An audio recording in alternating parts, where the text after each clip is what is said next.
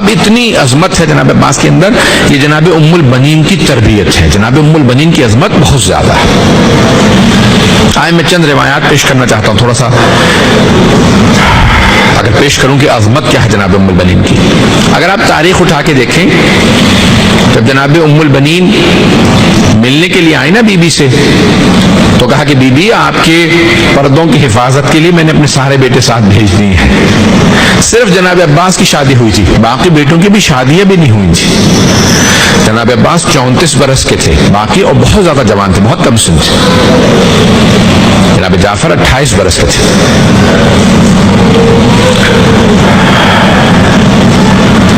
جناب عبداللہ 26 کے، اس طرح سے 27 برس کے جناب عثمان، یعنی ان تینوں کا سن کم تھا۔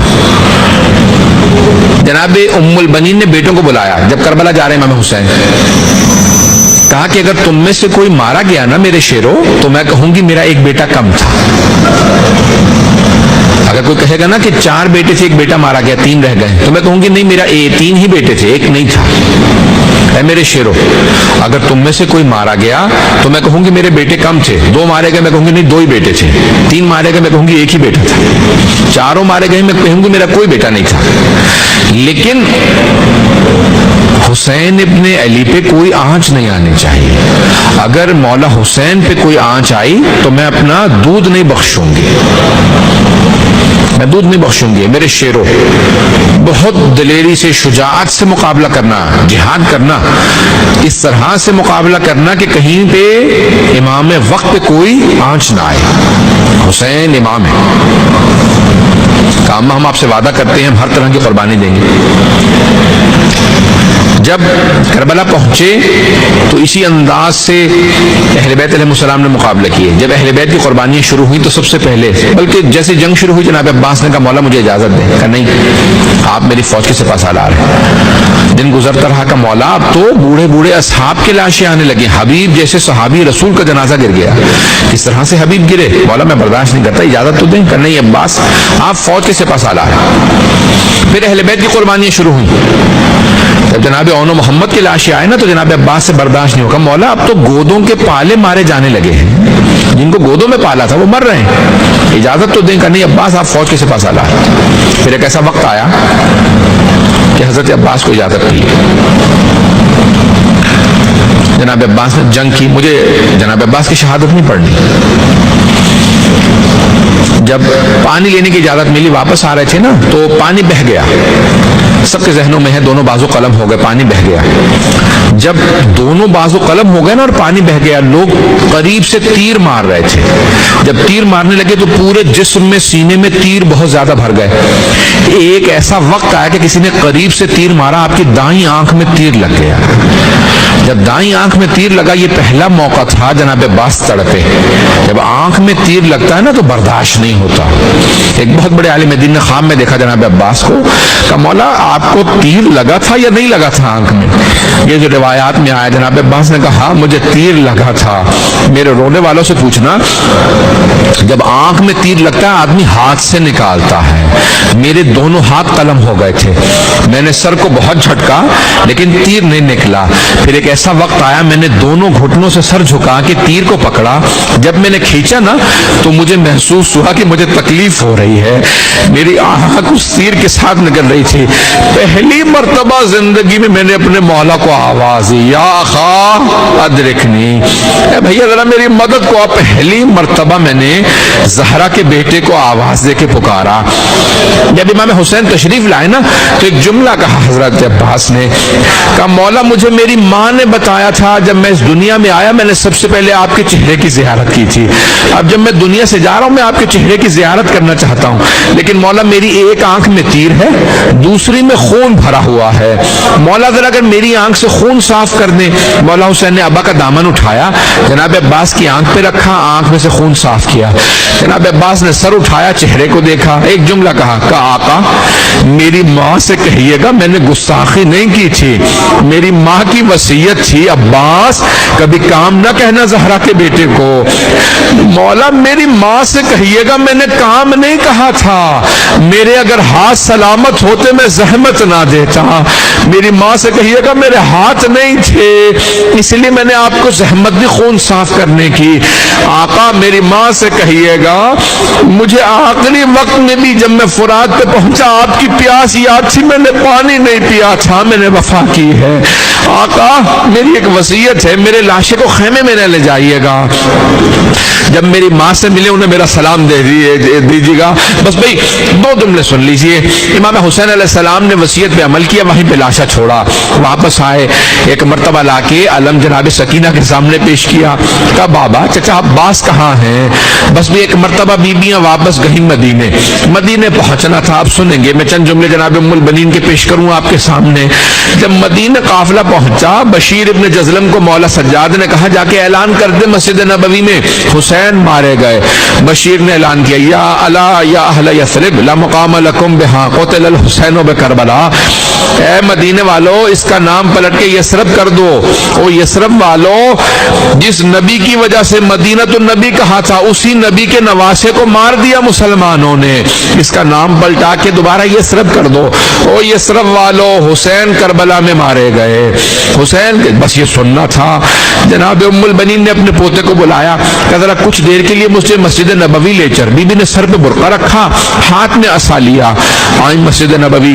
آنے کے بعد کہا بشیر یہ کون سا حسین مارا گیا؟ تاریخ کہتی ہے ابھی تک بی بی رو نہیں رہی, اونچی آواز سے بلند آواز سے رو نہیں رہی, بی بی کے سر پہ برقع. کہا کہ اے بشیر یہ کون سا حسین مارا گیا؟ کبھی بھی آپ کو نہیں پتا؟ کہ نہیں تو مجھے بتا کون سا حسین مارا گیا. کبھی بھی نواسہ رسول حسین مارا گیا, علی کا لال حسین مارا گیا, زہرا کے دل کا چہن حسین مارا گیا.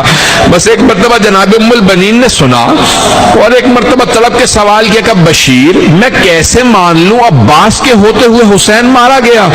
کہ نہیں بی بی آپ نے غلط سنا, پہلے عباس مارے گئے تھے بعد میں حسین مارے گئے. کہا بشیر میں مان نہیں سکتی کہ علی کا شیر بیٹا عباس جنگ نہ کر سکا. کہا نہیں بی بی جب عباس کے سر میں گرز لگا نا وہ گھوڑے کی زین پہ سنبھل نہیں سکے, زمین پہ گر گئے. کہا کہ بشیر تو عباس کو جانتا نہیں ہوگا, بشیر میں عباس کی ماں ہوں, میں مان ہی نہیں سکتی گرز کا وار عباس نہ روک سکے. تجھے کیا پتا عباس کیا تھا؟ عباس شیر تھا, وہ گرز کا وار روک سکتا تھا.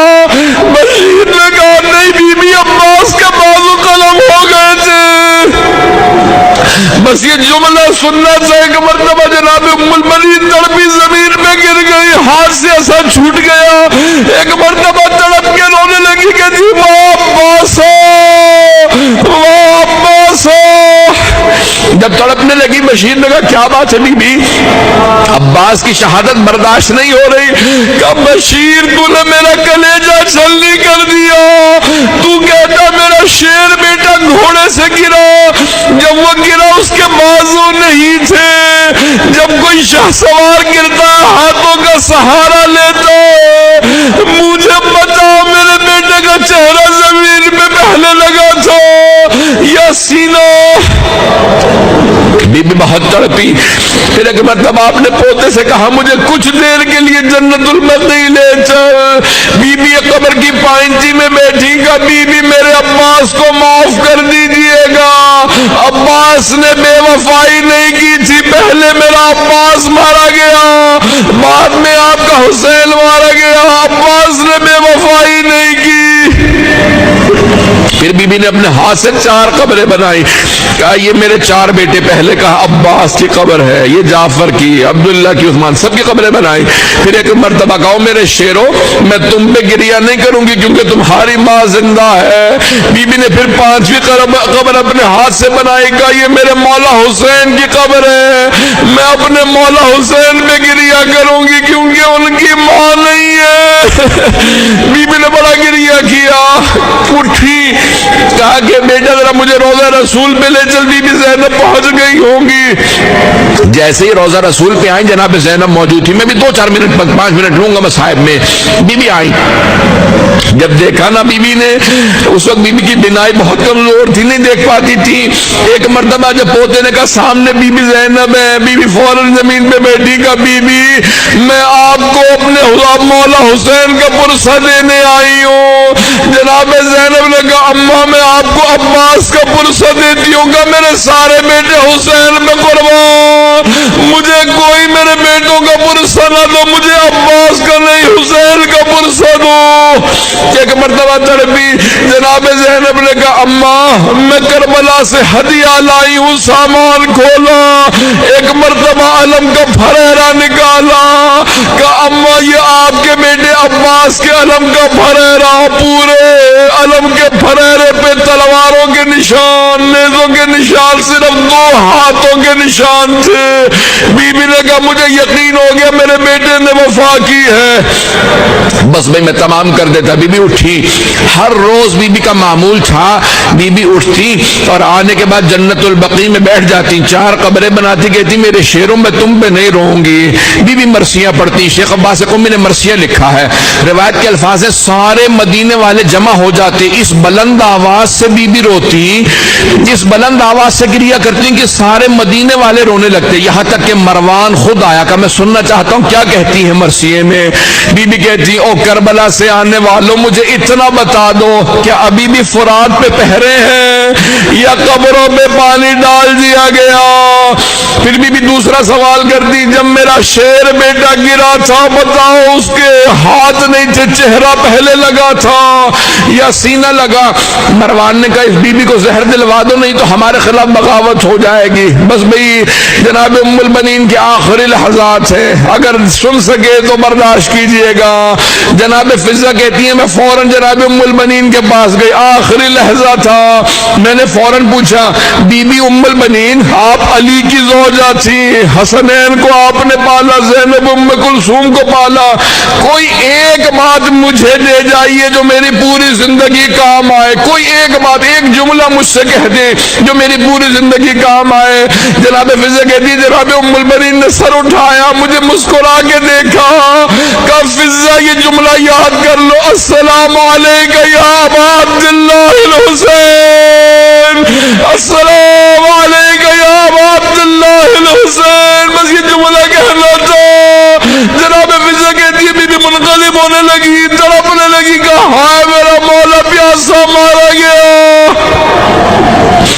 حضرتکم اللہ میں نے تمام کر دیا، بی بی اس کے بعد پھر احتضار میں چلی گئی۔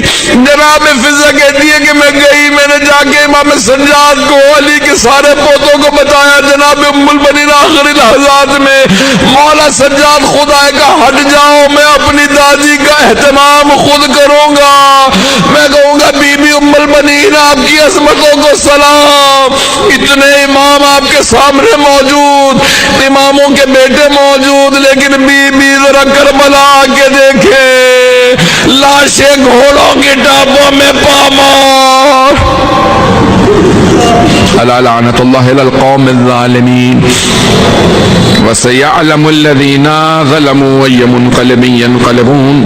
پروردگارہ تو جب آسا باب الحوائج کی ماں کا، پروردگارہ جس کی جو حاجات ہیں انہیں پورا فرما، ہم سب کی عاقبت بخیر فرما، پروردگارہ جناب ام البنین کی جنت البقیع میں جو قبر ہے اس کی زیارت نصیب فرما، دشمنان اہل بیت کو نیست و نابود فرما، آل سعود کو غارت فرما، پروردگارہ مؤمنین کی حفاظت فرما، ہمیں بار بار کربلا کی زیارت نصیب فرما۔ ربنا تقبل منا انک انت السمیع العلیم بحق محمد وآلہ الطیبین الطاہرین المعصومین۔ ماتم حسین